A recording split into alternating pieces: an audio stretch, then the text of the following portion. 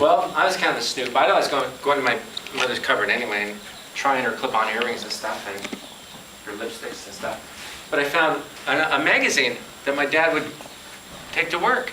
And it wasn't your ordinary magazine. It was not your Penthouse Playboy magazine. It was a little more out there than that. So I told my mom, I said, this was in your bedroom. Stats?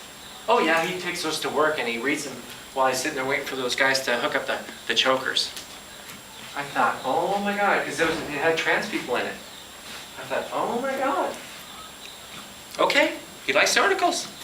Here I am, 18, I don't know. But I knew that I had a secret, and I sure as heck wasn't going to share it with her. But now that and my dad, I just didn't think. So, quite an ordeal to have that happen. And learn about it being in the family. Is it in the water? I don't know. Could have been. But my sister felt the same way too. Not as strongly. So anyway, so now we're going through the divorce, and now I'm moving out. And now we're getting to the point where this is going to affect my job. I'm 5 years away from retirement. I've been at Wesleyan 23 years. And I don't think I can go I can't go until I can retire as Nick. I just can't do it. I had been working, after I split up, for 3 years I lived as Nicole without doing it at work. So as soon as I get home from work, I was in Nicole mode. And that's how I lived. And after that I thought, this is too damn hard. I have got to figure this out.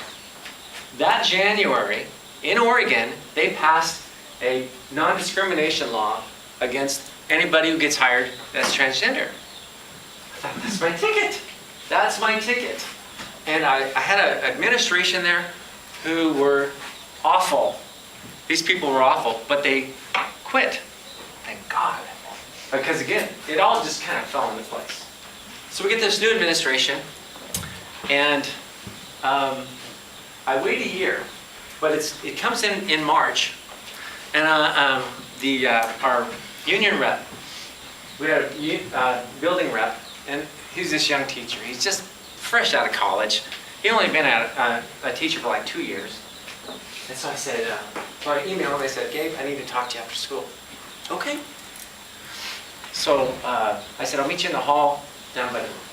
He goes, okay. So we meet, and he goes, what is it? What do you need to talk about? He goes, I said, no.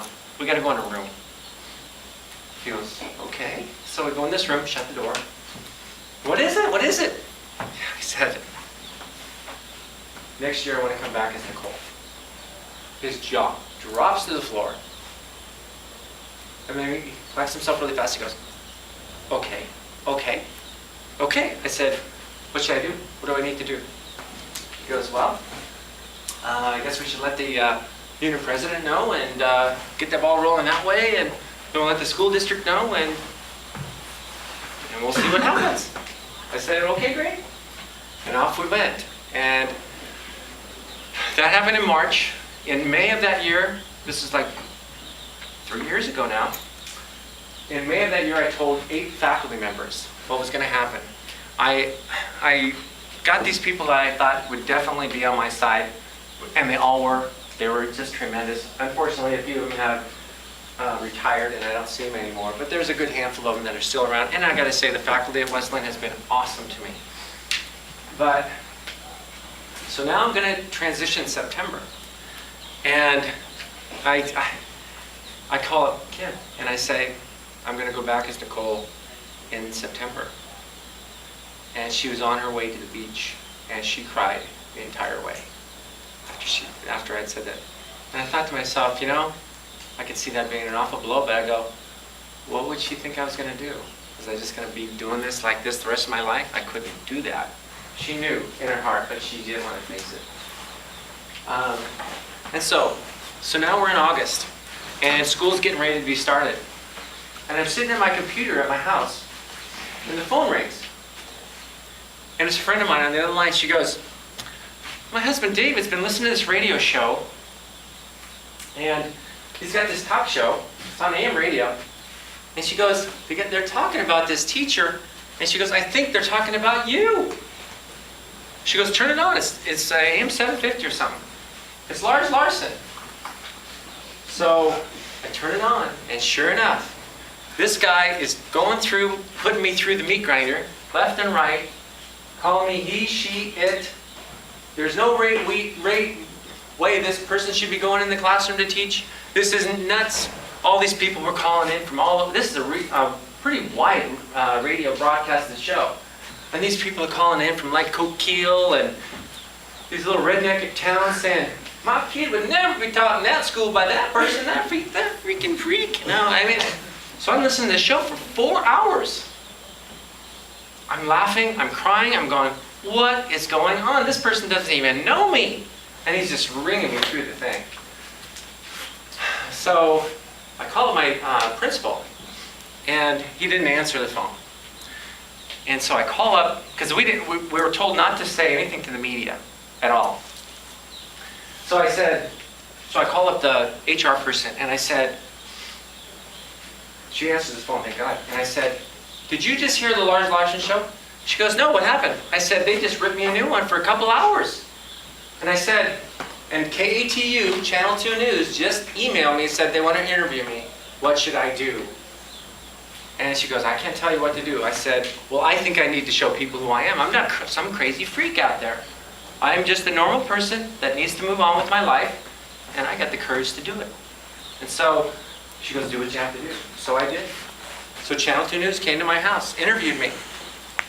It's on YouTube. You can look it up. That show, little blurb is on there. And if you look up my name on Google, you'll get quite a bunch of stuff, believe me. So, now I'm going to school. I get through that. It's not going to stop me. I got guts. I'm telling you. First day in a faculty meeting. I walk in.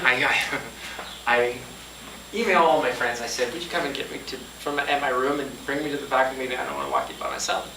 They said, sure. So I had about 4 women come over and get me. Before they came, one of the guys that I told that spring came over first and said, come on, let's go. I said, oh, thank you so much for coming. I said, I already got a posse coming, but thanks so much. I really appreciate it. So these people were golden. I'm telling you, they were golden.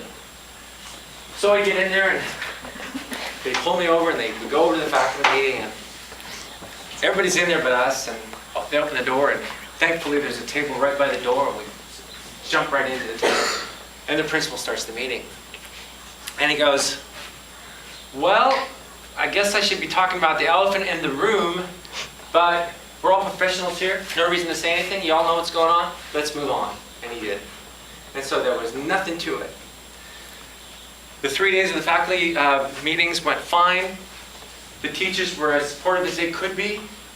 No one was rude or you know, here I had been teaching with these people for 20 years. And now I'm this other person? Really not. I mean, really, if you knew me before and know me now, I'm just a happier version of the same person. But, so then I have to teach. Now I gotta have the kids come. So I'm just scared to death about this one.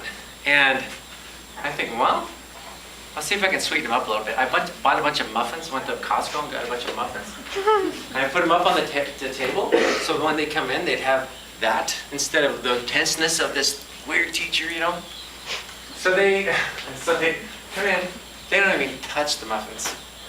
Not at all. They come in and they sit down and they're sitting there like this going, they don't know what to say. And I go, thanks for coming. Let's get on with it. It's math time. I'm a math teacher. So we started the math thing and off we went. And I gotta tell you, it's been that way ever since. This is my 3rd year there. I have great kids, other than the few turds that you usually get, you know, in high school. I got the turds too, but you deal with them. But this was the hardest part. This was the weirdest part. So the first week that I'm teaching, I'm walking around the room helping kids, and this one kid goes, Miss Kids. I'm looking around the room, who are they talking to, you know?